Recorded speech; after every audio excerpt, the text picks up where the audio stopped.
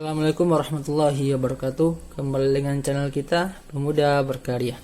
Baiklah guys, pada kali ini saya akan buat video yang bertujuan untuk memenuhi tugas kuliah saya dengan mata kuliah Manajemen Pendidikan, dosen pengampu Dr. Sito Rahmana MA.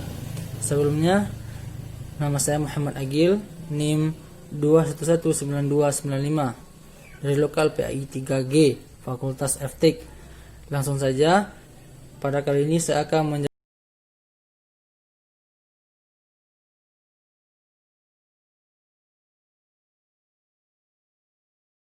menjawab 5 pertanyaan. Yang pertama, bagaimanakah seharusnya sistem manajemen pendidikan yang kita berikan kepada peserta didik? Karena kita lihat pada saat sekarang pendidikan Indonesia seakan-akan hanya mementingkan atau mendahulukan teoristis daripada aplikatif, sehingga banyak peserta didik kita hanya menghafal teori-teori saja tanpa mampu mengaplikasikan materi yang ia pelajari. Langsung saja saya jawab, menurut saya bukan sistem manajemen pendidikan itu yang salah, namun sistem pendidikan kita yang kurang tepat. Kenapa demikian?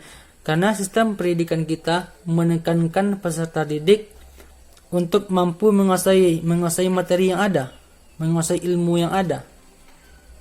Sehingga kalau kita tekankan untuk mampu mempelajari pelajaran atau mapel-mapel yang ada, maka peserta didik itu hanya belajar untuk menuntaskan kewajiban saja, tanpa memperdalam apa yang ia minati. Jadi apakah solusinya yang harus kita lakukan? Yaitu kita revisi sistem pendidikan. Kita rubah sistem pendidikan ini menjadi sistem pendidikan yang mana peserta didik itu fokus pada satu bidang yang ia minati, maka ia akan mampu atau senang dalam menggeluti bidang tersebut, dan mudah juga kita dapat mewujudkan tujuan pendidikan yang kita inginkan. Yang kedua, pertanyaannya, kenapa sistem pendidikan Indonesia atau pendidikan Indonesia tidak berkualitas? Banyak faktor yang menyebabkan kenapa pendidikan Indonesia ini tidak berkualitas. Yang pertama, karena wilayah yang luas. Wilayah yang luas menyebabkan sarana atau prasarana pendidikan itu tidak memadai atau tidak merata di setiap negeri. Karena masih banyak wilayah-wilayah di Indonesia yang ketinggalan. Yang kedua, pendidik yang tidak profesional. Pendidik yang tidak profesional ini akibat dari sistem pendidikan kita tadi. Sekarang banyak pendidik yang tidak ahli dalam bidangnya.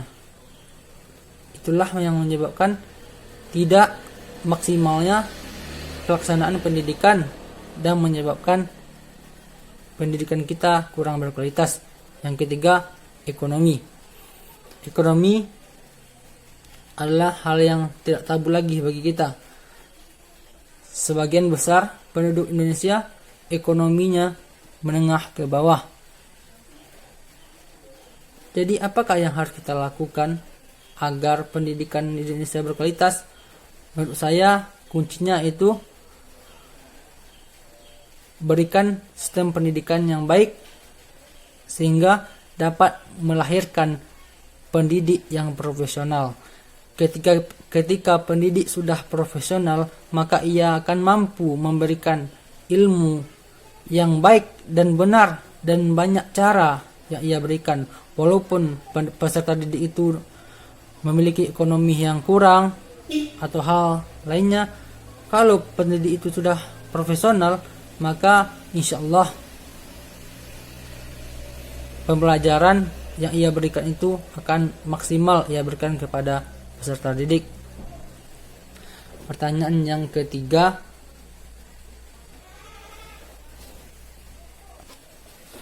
Bagaimana hubungan lembaga pendidikan dengan masyarakat?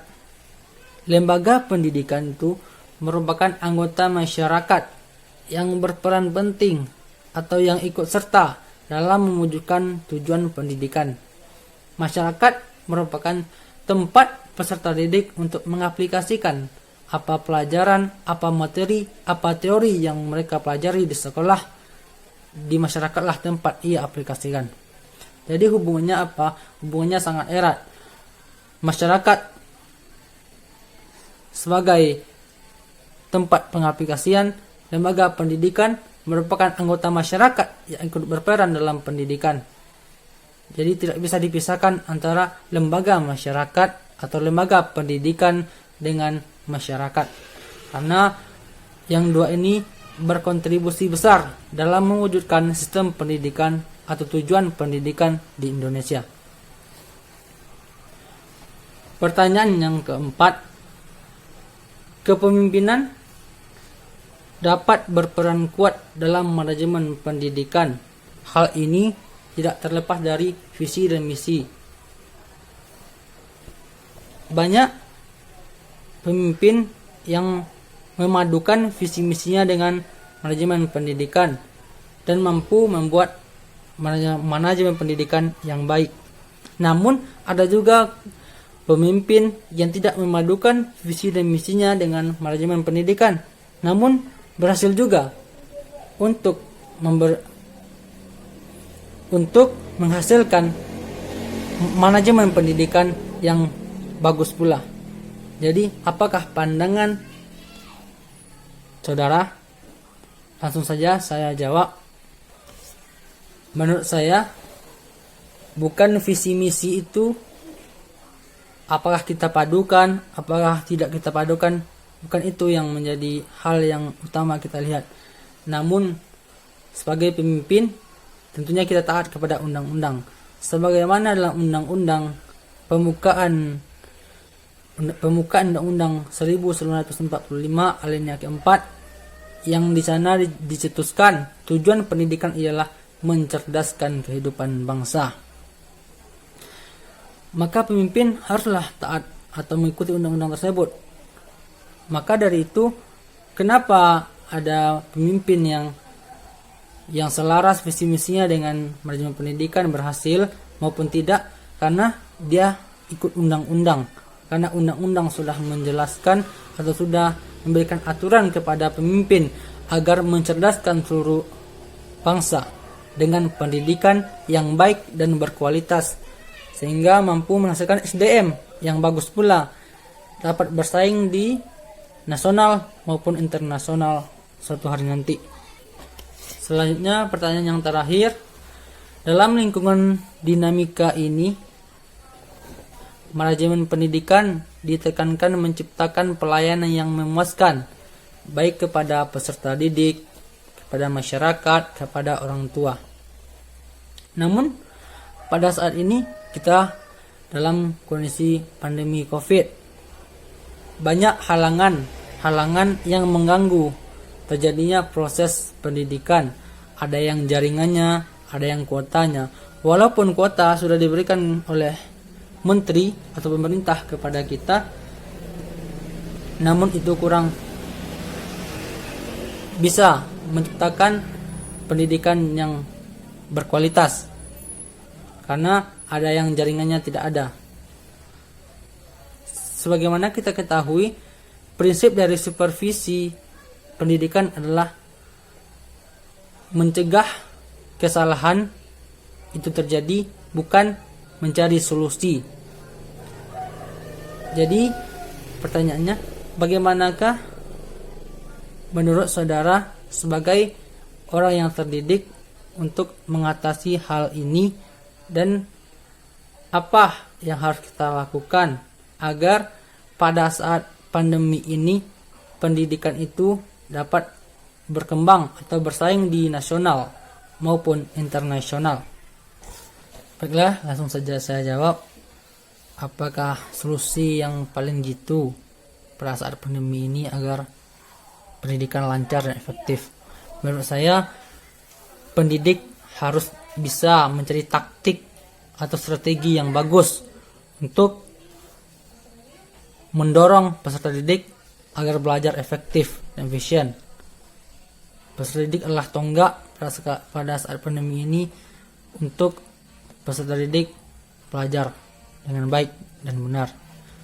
Peserta pendidik bisa memberikan arahan atau selalu memberikan dampak positif belajar daring ini kepada peserta didik. Dengan itu nantinya peserta didik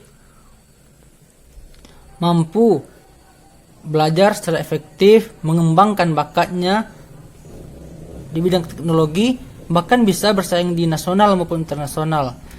Sehingga ketika pendidik mampu mencari strategi yang baik, maka pendidikan akan lancar sesuai dengan apa yang kita inginkan, bahkan bisa lebih daripada belajar tatap muka biasanya. Mungkin hanya itulah video kita pada siang hari ini. Terima kasih semuanya. Jangan lupa subscribe, like, dan share video ini. Syukron kathiran. Assalamualaikum warahmatullahi wabarakatuh.